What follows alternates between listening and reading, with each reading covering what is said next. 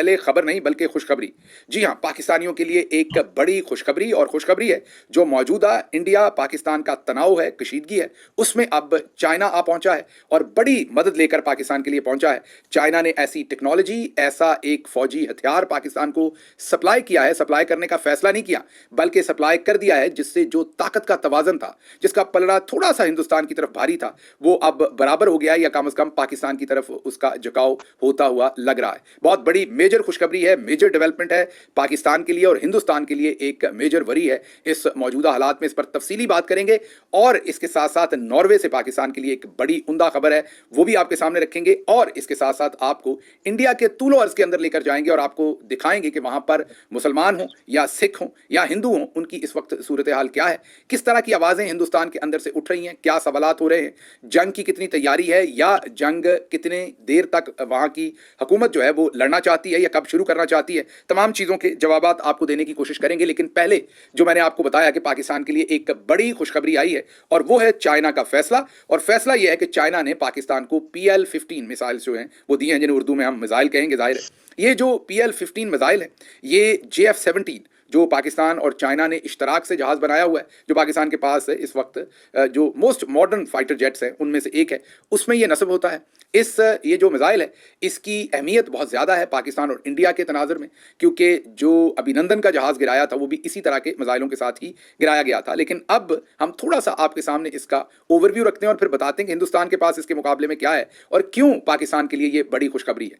सबसे पहले तो इसमें इंपॉर्टेंट बात यह है कि ये जो PL-15 मिसाइल जो कि JF-17 में लगते हैं, ये एयर टू एयर फायर होते हैं। मतलब जहाज जब फजा में होता है तो वो वहां से फायर कर सकता है इसे, और जाहिर है एयर टू एयर है तो आगे जहाज को ये हिट करेगा।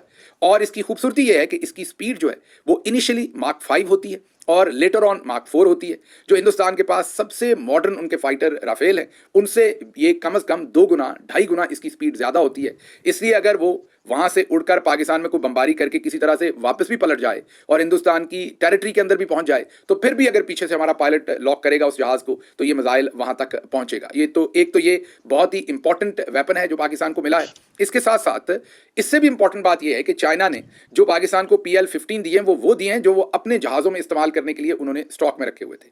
पाकिस्तान को PL-15E नहीं दिए गए। PL-15E एक्सपोर्ट क्वालिटी है उनके, जो वो दूसरे मुल्कों को देते हैं, और PL-15 वो अपने लिए इस्तेमाल करते हैं। तो जो उन्होंने अपने लिए स्टॉक में थे वही पाकिस्तान को उन्होंने सप्लाई किए हैं। ये एक पाकिस्तान के लिए मेजर डेवलपमेंट है। ये क्यों चाइना इतना आगे आके पाकिस्तान को सपोर्ट कर रहा है इस पर बाद में बात करते हैं। पहले जरा आपको थोड़ा सा ओवरव्यू दे दें कि ये जो ताकत का तवाजन है, क्योंकि सबसे पहले तो आपको पता है पिछली दफा भी एयरफोर्स इस्तेमाल हुआ, इस दफा भी एयरफोर्स इस्तेमाल ना हो कहीं, इसलिए ताकत का तवाजन जानना आपके लिए बहुत जरूरी है।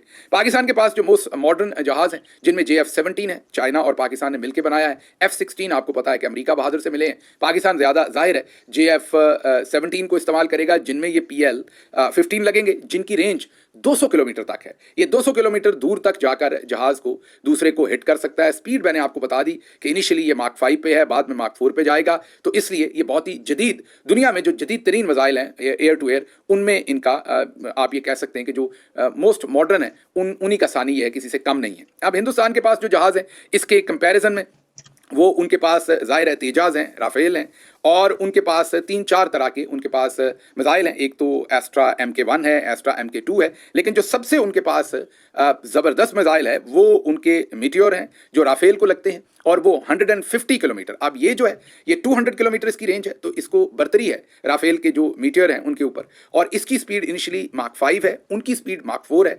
तो इसलिए स्पीड में भी ये उन पर बर्तरी रखता है जो पाकिस्तान को मिला है, और डिस्टेंस में भी बर्तरी रखता है। अब जैसा कि हमने आपको जहाज़ों का बताया तो वो भी बड़ा इंपॉर्टेंट है। जो जहाज़ हैं पाकिस्तान के पास, वो मैंने जैसे आपको बताया कि JF-17 है, वो तकरीबन Mach 1.6 उनकी स्पीड है। अब आपने कंपैरिजन करना है कि अगर एक जहाज़ उड़ रहा है Mach 1.6 पर और वो जो मिसाइल पीछे से फायर हुआ है वो अगर 4 पे भी आ रहा है, तो आप देख लीजिए 3 गुना ज़्यादा मिसाइल की स्पीड है, तो जहाज़ वापस भी जा रहा है तो उसको पकड़ लेगा। हाँ, ये ज़रूर है कि जो इंडिया के पास राफेल हैं वो जाहिर है उनके पास उसकी स्पीड 1.8 है, पाकिस्तान के पास जो है वो 1.6 है। तो वहाँ पर वो मनूवरिंग में या स्पीड में जो राफेल हैं वो ज़्यादा मॉडर्न है, ज़्यादा महंगे भी हैं। ये जो JF-17 है ये शायद गालिबन लाइट वेट भी हैं, सिंगल इंजन है, और ये जो PL-15 मिसाइल इसमें कैरी होता है, मिसाइल की जो टेक्नोलॉजी है उसकी वजह से ये ज़्यादा दूर रह के भी, अब आपने ये भी समझना है कि ये डिस्टेंस पे रहते हुए भी, क्योंकि इसके मिसाइल की जो कैपेबिलिटी है वो 200 माइल है, तो इसने अगर उसको हिट करना है तो इस जहाज को उसके 200 किलोमीटर, माइल कह दिया मैंने, 200 किलोमीटर ये दूर भी है तो ये उसे हिट कर सकता है। उसको अगर इसे हिट करना है राफेल को, तो उसे 150 किलोमीटर मीन उसे करीब आना पड़ेगा, फिर वो हिट करेगा, क्योंकि उसके मिसाइल की रेंज कम है। तो ये जो एक चाइना ने बहुत ही बर वक्त पाकिस्तान को मदद दी है, और मैं ये कहूँगा कि बहुत ही उम्दा फैसला है। और इसकी एक तो वजह ज़ाहिर है, हमारा जो रिलेशनशिप है चाइना के साथ वो तो है, लेकिन इसकी इससे भी बड़ी वजूहत हैं, और वो ग्लोबल जो इस वक्त पॉलिटिक्स चल रही है, जो ट्रेड वॉर इस वक्त प्रेसिडेंट ट्रंप का अमेरिका जो है वो चाइना के ऊपर मुसल्लत किए हुए है, और उसके कंपैरिजन में हिंदुस्तान को बहुत बड़ा एडवांटेज दे रहे हैं। ऑलरेडी हिंदुस्तान के साथ तकरीबन डील जो है वो हो चुकी है, और अगर ये डील हो गई तो बहुत सारी मैन्युफैक्चरिंग चाइना से निकल के हिंदुस्तान जा सकती है। तो चाइना का एक किस्म का सदर ट्रंप ने नाथका बंद किया हुआ है, और सारा फायदा उस सारी बंदिश का इंडिया को जा रहा है। तो इस मौजूदा हालात में चाइना कभी नहीं चाहेगा कि वो पाकिस्तान की ऐसे मौके पर मदद ना करे और इंडिया को सबकत लेने दे मुकम्मल, ताकि इंटरनेशनली तो जैसे आपको मैंने बताया कि ट्रेड में और दूसरी चीज़ों में हिंदुस्तान बहुत आगे जा रहा है, अगर ये बैलेंस भी चाइना खित्ते में ना कर सका तो फिर चाइना का भी अल्लाह ही हाफिज़ है। इसलिए चाइना की ये जो बर वक्त इमदाद है, इसने बहुत पाकिस्तान को मदद की है, मैं यही कहूँगा, क्योंकि जो JF-17 हमारे पास मोस्ट सुपीरियर प्लेन है, उनकी जो रेंज है वो 2500 किलोमीटर है, जो वो फ्लाई कर सकते हैं। उसके कंपैरिजन में सुपीरियर रेंज है राफेल की 3700 किलोमीटर, 3700 किलोमीटर। स्टेल्थ फीचर्स भी हैं उसके अंदर, मीन वो राफेल जो है वो ज़्यादा बेहतर प्लेन है, लेकिन अब इन मिसाइलों की वजह से पाकिस्तान को खासा एडवांटेज होगा। लेकिन हिंदुस्तान के पास तेजाज भी हैं, ज़्यादा उनके पास एयरक्राफ्ट हैं। अगर आप ओवरऑल कंपेयर करें पाकिस्तान और हिंदुस्तान को, तो पाकिस्तान जो है वो 7th लार्जेस्ट एयरफोर्स है दुनिया में, इंडिया जो है वो 4th लार्जेस्ट एयरफोर्स है। इंडिया के पास 1700 एयरक्राफ्ट है, पाकिस्तान के पास 1200 एयरक्राफ्ट हैं। इंडिया के पास जो है वो पर्सनल जो है वो एक्टिव पर्सनल मीन उनकी जो नफरी है पूरी की पूरी, वो तकरीबन कोई 14 या 15 लाख है एयरफोर्स की। और पाकिस्तान के पास जो है जो उनके पास ओवरऑल, मैंने एयरफोर्स कह दिया, जो ओवरऑल और मिलिट्री की उनकी फोर्स है, और पाकिस्तान के पास तकरीबन 7 लाख के करीब है। तो ये भी एक मेजर डिफरेंस है। लेकिन जैसा मैंने आपको बताया कि ये, और अगर आप बजट की बात करें तो जो इंडियन एयरफोर्स है उसका बजट गालिबन $80 बिलियन है, $79 बिलियन प्रिसाइजली, और पाकिस्तान की एयरफोर्स का बजट जो है वो $7.6 बिलियन है। तो 10 गुना कम बजट के साथ पाकिस्तान की एयरफोर्स है, लेकिन उसके बावजूद नताइज हमारे माजी में बहुत अच्छे आते रहे हैं, और इस डेवलपमेंट के बाद हिंदुस्तान के लिए बहुत मेजर एक ट्रबल है। अब देखते हैं कैसे हिंदुस्तान इसको हैंडल करता है। लेकिन वो जो था कि बस दही लेने आना था अभिनंदन साहब ने, कि जहाज़ में बैठे और वहाँ से उड़ाया और इधर से वो दही लेने आ गए, वो शायद अब 10 दफ़ा सोचेंगे, क्योंकि अब ये जो डेवलपमेंट रिसेंट हुई है, मैंने जैसे आपको कहा कि ये PL-15 पहुँच चुके। खबर ये 4 दिन पुरानी है, हमारे पास 4 दिन पहले खबर थी, लेकिन हम आपको ये गलत खबर देना नहीं चाहते थे जब तक पाकिस्तान की रियासत की तरफ से इसका एडमिशन नहीं होता, या चाइना की तरफ से इसका एडमिशन नहीं होता, तो ये खबर देना जो है वो दुरुस्त नहीं था। अब चलते हैं ज़रा अगली खबर की तरफ, जो मैंने आपको नॉर्वे से देनी है, लेकिन उसके बाद मैं आपको हिंदुस्तान के अंदर लेकर चलूंगा और वहाँ पर आपको बताऊंगा कि हिंदुस्तान में क्या कुछ हो रहा है। बहुत ही इंटरेस्टिंग डेवलपमेंट्स हैं हिंदुस्तान के अंदर से भी, जो आपके सामने रखनी है। तो सबसे पहले तो नॉर्वे में जो नॉर्वेजियन गवर्नमेंट है वो अब पाकिस्तान के बारे में एक हेयरिंग कर रहे हैं। 2 मई को ये हेयरिंग हो रही है, और जिसमें पाकिस्तान में जारी इंसानी हकूक़ की खिलाफ वर्जियों के ऊपर बातचीत होगी। ये जो पाकिस्तानी डायस्पोरा है वहाँ पर, उन्होंने इस पर मेहनत की है। इसका हमने, आप ये कहें कि पहली ईंट रखी थी पिछले साल अगस्त में। मैं खुद गया था नॉर्वे में। नॉर्वे में बहुत ही तगड़ी टीमें हैं। एक टीम तो अफजाल साहब, उनके साथ हिरा हैं और उनके दूसरे साथी हैं। एक टीम वो है, दूसरी टीम जो है वो वहाँ पर दूसरे दोस्त काम करते हैं। बहुत यंगस्टर्स भी वहाँ पर हैं जो काम कर रहे हैं, जो इंसाफ के नाम से उन्होंने नॉर्वे इंसाफ मीन पाकिस्तान तहरीक इंसाफ जैसे है, ऐसे ही उन्होंने नॉर्वे में इंसाफ के नाम से अपना एक फोरम बनाया हुआ है। यंगस्टर हैं, वो सारे वहीं के बॉर्न एंड रेज्ड हैं, शायद कभी पाकिस्तान आके रहे भी नहीं हैं, लेकिन क्योंकि वो ये समझते हैं कि इमरान खान ने इस्लामोफोबिया के ऊपर पूरी दुनिया में मुसलमानों को एक लीडरशिप प्रोवाइड की है, तो इसलिए ये वहाँ पर पैदा होने वाले बच्चे ये समझते हैं कि इमरान खान ही उनके लीडर हैं। तो उन्होंने भी बहुत काम किया, उसके साथ फिर समीना और मुदस्सर और बहुत सारे वहाँ पर जो साथी हैं। लेकिन यहाँ पर बहुत ही ज़्यादा क्रेडिट जाता है उमर रहमान, फ्रांस से हैं, वो हमारे डिप्टी सेक्रेटरी जनरल हैं वहाँ पर यूरोप के लिए, OIC के, और वो बहुत ही भरपूर तरीके से एक्टिव हैं। तो ये अगस्त में ये सारा काम शुरू हुआ था, जो होता होता अब यहाँ तक पहुँचा है। क्योंकि डिप्लोमेसी में आप बीज लगाकर आते हैं, जैसे हमने इटली में भी बीज बोया हुआ है, हमने स्पेन में भी बोया हुआ है, हमने हॉलैंड में भी बोया हुआ है। तो हर मुल्क में आप कोशिश करके आ जाते हैं, और फिर उसके बाद आगे जो है वो चीज़ें वहाँ से फिर पौधा बनता है, फिर दरख्त बनता है, तो वक्त लगता है। तो पिछले साल अगस्त में जो शुरू किया था, उसमें एक ग्रुप जो था वो सेंट्रम पार्टी के साथ काम कर रहा था। उनका रिजल्ट आपने देख लिया था, जो नोबेल पीस प्राइज़ और वो सारी अनाउंसमेंट्स हुई थी। ये दूसरा ग्रुप जो था, जैसे मैंने आपको बताया कि वहाँ पर बहुत सारे लोग काम कर रहे हैं एक टाइम में नॉर्वे में और बहुत तगड़ी टीम है वहाँ पर। दूसरे लोग लेबर पार्टी के साथ काम कर रहे थे, उन्होंने ये डेवलपमेंट की है। हाल ही में जो डेवलपमेंट हुई है, ये 2 मई को जो इंसानी हकूक के ऊपर वहाँ पर हेयरिंग होगी, ये बहुत ही इंपॉर्टेंट डेवलपमेंट है। नॉर्वे और उसके इर्द गिर्द के लोगों को मैं कहूँगा कि ज़रूर इसको अटेंड करें। हम मजीद इसकी इन्फॉर्मेशन भी आपसे शेयर करेंगे। 2 मई को ये हो रहा है और इसके साथ साथ आपको सिर्फ इतना बता देता हूँ फिलहाल कि जो पहले 10 दिन होंगे, बल्कि पहले 8 दिन जो होंगे मई के, उनमें हम आपको अमेरिका से भी एक बड़ी खबर देंगे। उसका भी थोड़ा सा इंतजार कीजिए और उम्मीद है कि जो मई के पहले 8 दिन होंगे उन्हीं में हम अमेरिका से भी आपको एक तगड़ी खबर देंगे। अब जरा चलते हैं हम आगे और आपको हिंदुस्तान के अंदर से जो सूरत हाल है वो बताते हैं। सबसे पहली सूरत हाल तो इंडियन पंजाब से आपके सामने रखते हैं, जहां पर 6 सिख औरतों को और बच्चों को गाड़ी के नीचे कुचल कर कत्ल कर दिया गया है और ये इंडियन आर्मी जो है उनके एक ड्राइवर से ऐसा हुआ है।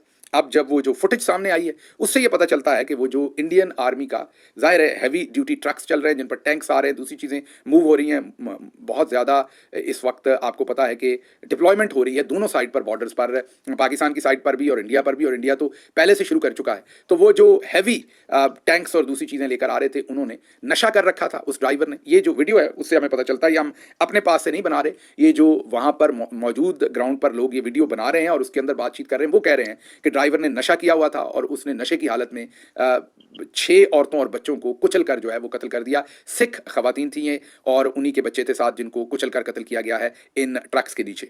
उसके बाद अगली खबर आपके सामने रखते हैं कि ये जो मौजूदा हालात बने हैं इसमें कश्मीरियों पर वहां जमीन तंग कर दी गई है। ये एक सरदार जी हैं जो वीडियो बना रहे हैं और बता रहे हैं, 2 वीडियोस इन्होंने बनाई हैं, हम आपको पूरी नहीं दिखा सकते, यूट्यूब के रूल्स हैं, लेकिन ये वीडियोस जो दिखा रहे हैं सरदार जी उसमें ये दिखा रहे हैं कि वहां पर आग लगी हुई है और ये आग एक कश्मीर के नंबर का ट्रक है, मीन किसी कश्मीरी की मलकियत है मुसलमान की, उसको हिंदुस्तान के दूसरे इलाकों में ये ट्रक है, कश्मीर में नहीं है, उसको वहां पर नफरत की बिना पर जो है वो आग लगा दी है।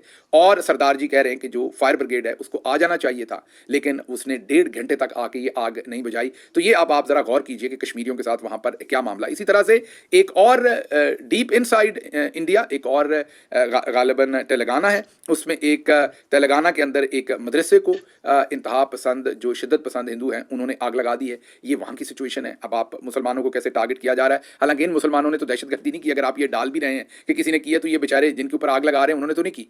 अच्छा जी, आगे आपके सामने ये रखना है कि इसके अलावा जो 16 स्कूल हैं कश्मीर के अंदर उनको इंडियन एयरफोर्स ने टेक ओवर कर लिया है। ये भी खबर हमारे सामने आ रही है कि 16 जो कश्मीर के अंदर स्कूल हैं उनको टेक ओवर किया गया क्योंकि वहाँ पर इंडियन एयरफोर्स के अफसरान और उनका अमला रहेंगे। इससे ये लग रहा है कि बॉर्डर पर कार्रवाई करने का भरपूर प्रोग्राम बना लिया गया है। इसीलिए जो बॉर्डर के एरियाज़ के करीब हाई स्कूल्स हैं या गवर्नमेंट के जो एजुकेशनल इंस्टीट्यूशंस हैं उनके अंदर अब उनको बंद कर दिया गया है और एयरफोर्स के कंट्रोल में वो दे दिए गए हैं।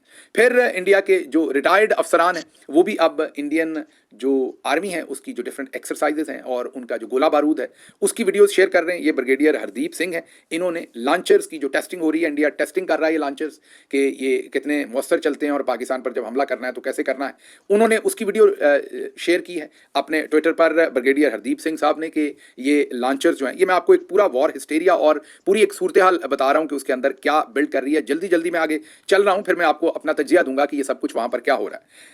फिर इंडिया ने इंडियन पैराशूटर उतारे हैं, वो एक एक्सरसाइज की है और उसमें हमारे पास इत्तला ये आई है कि उसमें से कुछ पैराशूटर्स जो हैं वो शदीद जख्मी हुए हैं क्योंकि जब ये मशक की गई तो उनके कईयों के पैराशूट्स ना खुले क्योंकि शायद वो अभी ट्रेनिंग में, अभी उनकी ट्रेनिंग पूरी नहीं है क्योंकि जंग छेड़ने का भूत है, तो उनको जल्दी जल्दी जो पैराट्रूपर्स होते हैं पैराशूट से उतरते हैं उनको जल्दी जल्दी इस काम पर लगाया है कि वो अपनी इस ट्रेनिंग को मुकम्मल करें। तो ये हादसा हुआ है, कहीं पर जख्मी हुए हैं कुछ उनके पैराट्रूपर्स जो हैं। फिर जो राष्ट्रीय राइफल्स, ये राष्ट्रीय राइफल्स मेरा ख्याल ये यूनिट है उनका जो कश्मीर के अंदर है और ये कश्मीर के अंदर कार्रवाइयाँ करते हुए अपनी वीडियोस जारी कर रहे हैं, डिफरेंट घरों की तलाशियां ले रहे हैं, घुस रहे हैं, लोगों को गिरफ्तार कर रहे हैं, पकड़ रहे हैं। तो ये भी उसी हिस्टेरिया के अंदर इसकी भी ये फिर एक और वीडियो है जिसमें एक बहुत बड़ा मजमा इकट्ठा किया गया और एक जो जंग का समा बनाने के लिए जो ड्रमिंग कहते हैं, वॉर ड्रमिंग करना, उसमें आग लगा के उसमें एक हिंदुस्तानी जो फौजी है वो आग के उस कड़े के अंदर में से गुजर रहा है, लेकिन वो मुसीबत ये पड़ गई कि वो उल्टा काम हो गया, उसको खुद को आग लग गई। हम पूरी तो आपको वीडियो दोबारा नहीं दिखा सकते, यूट्यूब के कुछ रूल्स हैं जिनको फॉलो करना पड़ता है, लेकिन बहरहाल उस बेचारे को खुद को ही आग लग गई और फिर लोगों ने बचाया और उसे बचाया। बहुत तड़पा हो जब उसे आग लगी क्योंकि, तो मुझे समझ नहीं कि ये इस तरह की बाजीगरी करने की क्या ज़रूरत है आपको आग में से गुजरने की, लेकिन मेरा ख्याल है कि लोगों को सबको जंग की तरफ आमादा कर रहे हैं। बिहार में इलेक्शन हो रहे हैं, मोदी साहब को शायद वहाँ पर वोट चाहिए, तो इसलिए पूरा एक वॉर हिस्टेरिया जो है वो कर रहे हैं। उसके बाद एक ये और सरदार जी हैं, आपको इनकी बातचीत सुनवाते हैं। ये अपने मुंह से बता रहे हैं कि जो हाल ही में जो बीएसएफ का, इंडियन आर्मी का एक ऑफिसर पाकिस्तान ने पकड़ा है, ये सरदार जी क्या कह रहे हैं, सुनिए। ਕਿਸੇ ਵੀ ਟਾਈਮ ਕੁਝ ਵੀ ਹੋ ਸਕਦਾ ਆ। ਬਾਰਡਰ ਸੀਲ ਹੋ ਗਿਆ ਤਾਂ ਇਹਨਾਂ ਦਾ ਬੀਐਸਐਫ ਵਾਲਾ ਇੱਕ ਫੌਜੀ ਬਾਰਡਰ ਕ੍ਰਾਸ ਕਰਕੇ ਪਾਕਿਸਤਾਨ ਪਹੁੰਚ ਗਿਆ ਆ। ਖਾਦੀ ਪੀਤੀ ਵਿੱਚ ਨਸ਼ੇ ਦੀ ਹਾਲਤ ਦੇ ਵਿੱਚ ਬਾਰਡਰ ਕ੍ਰਾਸ ਕਰਕੇ ਪਾਕਿਸਤਾਨ ਪਹੁੰਚ ਗਿਆ ਤੇ ਅਗਲਿਆਂ ਨੇ ਉੱਥੇ ਗ੍ਰਿਫਤਾਰ ਕਰ ਲਿਆ ਆ ਪਾਕਿਸਤਾਨ ਦੀ ਰੇਂਜਰ ਨੇ। ਤੇ ਹੁਣੇ ਪਿੱਛੋਂ ਰਿਕਵੈਸਟਾਂ ਪਾਉਂਦੇ ਆ ਕਿ ਉਹਨੂੰ ਛੱਡ ਦਵੋ। ਨਸ਼ੇ ਦੀ ਹਾਲਤ ਵਿੱਚ ਖਾਦੀ ਪੀਤੀ ਦੇ ਵਿੱਚ ਜਦੋਂ ਉਹਦੇ ਮੂੰਹ ਤੇ ਠੰਡੇ ਪਾਣੀ ਦੇ ਛਿੱਟੇ ਮਾਰੇ ਤੇ 2-4 ਚਪੇੜਾਂ ਮਾਰੀਆਂ, ਉਹਨੂੰ ਹੋਸ਼ 'ਚ ਲਿਆਂਦਾ ਤੇ ਫਿਰ ਉਹਨੂੰ ਪਤਾ ਲੱਗਾ ਕਿ ਮੈਂ ਤਾਂ ਬਾਰਡਰ ਕ੍ਰਾਸ ਕਰਕੇ ਦੂਜੇ ਮੁਲਕ 'ਚ ਆ ਗਿਆ, ਪਾਕਿਸਤਾਨ ਪਹੁੰਚ ਗਿਆ ਆ। ਹੁਣ ਪਿੱਛੋਂ ਇੰਡੀਅਨ ਗਵਰਨਮੈਂਟ ਰਿਕਵੈਸਟਾਂ ਕਰਦੀ ਹੈ ਕਿ ਉਹਨੂੰ ਛੱਡ ਦਿਓ। ਇਹ ਤਾਂ ਗਲਤੀ ਦੇ ਨਾਲ ਪਾਕਿਸਤਾਨ ਪਹੁੰਚ ਗਿਆ। ਕਿ ਉਹ ਦੁੱਧ ਪੀਂਦਾ ਕੋਈ ਬੱਚਾ ਸੀਗਾ, ਵੀ ਉਹ ਛੋਟਾ ਜਿਹਾ ਬੱਚਾ ਸੀ ਜਿਹਨੂੰ ਪਤਾ ਨਹੀਂ ਹੈਗਾ ਕਿ ਕਿੱਥੇ ਜਾਣਾ ਕਿੱਥੇ ਨਹੀਂ। ਇੱਕ ਦੇਸ਼ 'ਚੋਂ ਦੂਜੇ ਦੇਸ਼ ਵਿੱਚ ਐਂਟਰ ਹੋਇਆ ਗੈਰ ਕਾਨੂੰਨੀ ਤਰੀਕੇ ਨਾਲ ਤੇ ਹੁਣ ਐਵੇਂ ਥੋੜ੍ਹਾ ਛੱਡਣ ਲੱਗੇ। आपने सुन लिया, वो कह रहे हैं कि ये नशे की हालत में गया है। वो ये हम नहीं कह रही है, इंडिया से वीडियो है, वो कह रहे हैं कि नशे की हालत में ये जो इंडियन आर्मी का फौजी था ये इधर ट्रांसफर हो गया था और अब उन्होंने पकड़ लिया और पाकिस्तान वापस नहीं दे रहा। ये उनकी कमेंट्री है। उसके बाद ये परेश रावल साहब हैं, ये भी कोई इंटरव्यू है, अब मुझे नहीं पता पुराना है, लेकिन इसको इस वक्त शेयर किया जा रहा है इंस्पायरेशन देने के लिए हिंदू मजहब या उन चीज़ों पर। मुझे नहीं पता, मैं इस पर ज़्यादा कॉमेंट्री नहीं करूँगा। रिलीजन्स को मैं कभी भी टारगेट नहीं करता, ना इस पर मैं बिलीव करता हूँ, लेकिन क्योंकि ये जंग से मिलाकर किसी ने इसे ट्वीट किया हुआ है तो वो मैं आपको थोड़ा सा वीडियो का एक टुकड़ा रखता हूं जिसमें वो कह रहे हैं कि मैं सुबह उठ के, ये परेश रावल बहुत ही इंपॉर्टेंट एक्टर हैं बॉलीवुड के, आप सबने इनकी फिल्में देख रखी हैं, आप सबके कई के हर दिल अजीज एक्टर भी होंगे। वो कहते हैं कि मैं सुबह उठ के अपना पहला जो यूरिन था, पहला पेशाब सुबह उठ के वो मैंने पिया तो 1.5 महीने में मैं बिल्कुल ठीक हो गया, मैं बीमार था। ये सुनिए वो क्या कहते हैं। वीरू देवगन साहब आए थे, मैं नानावटी में था, तो वीरू देवगन साहब ऐसे चक्कर लगा, किसी को मिलने आए होंगे, पता चला परेश है यहाँ पे, क्या हो गया तुझे? मैंने सर ये मैं गिर गया। अच्छा कैसा है? मतलब अभी 3-4 दिन हुए हैं। मैं बोलूँगा वो करेगा? बोला क्या करेगा? बोला हाँ मैं करूँगा सर। बोलिए। सुबह उठ के फर्स्ट यूरिन पीना अपना,